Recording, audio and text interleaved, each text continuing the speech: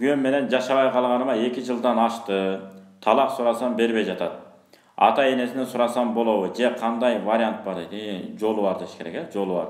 Сүйлөшүп жүргөн жигитим бар дейт. Ойбой. Нике кыйдыралы дейт. Бирок башымды кантип бошоторумду билбей жатам. 2 жылдан бери жашабай атса зулум болот бул. Өзүн өзү сыйлабастык болот. Аял киши кандай гана туура эмес иштерге бара турган болсо, түздөн түз күйөөсүнүн мойнуна жүктөлөт. Ошондуктан турмушка чыккандан кийин бүттү. Ошол өз тартиптин негизинде турмушка чыккандан ошол жактын нугунда күйөөсүнүн карамагында өмүр сүрүш керек. Рас антип өмүр сүрүп жашабагандан кийин эркектер болот экен чынында. Ушинтип өч алам деген. Өч алуу эмес. Эртең күн ахиретке барганда аттың кылышыбыз мүмкүн. Атаң көрө. Ушуну кыйнабай эле койсом болмок экен деп.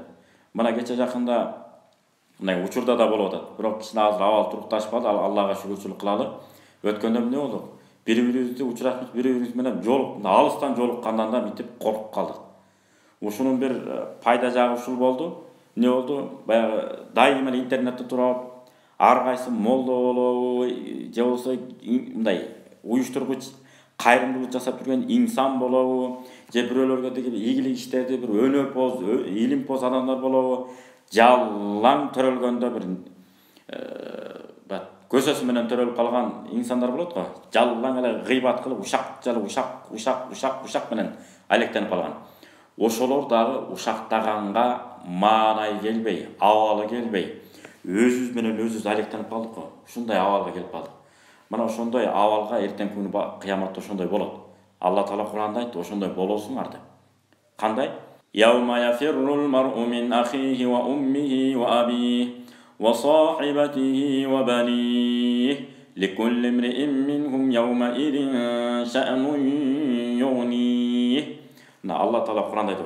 Кыямат күн барганда ата балага, эне балага, бир тууганга, доста, бүт ар ким өзү менен өзү. Мага жолоо, сен мага жолоо, мен өзүм менен өзүм алек, мага жардам берип койчу дегенде. Эч ким менен алектенбейт, ар ким өзү менен өзү алектенип калат дейт. Ошондуктан өмүр деген кыска, ар ким өзү менен өзү алектениш керек. Нормалдуу түрдө жашаш керек аял менен. Нормалдуу түрдө жашай албайбы? Жашынакай жашай албайбы? Анда жолун бошош керек, өз тагдырын, бактысын таап алсын. Анткени өмүр деген ушунчалык кыска.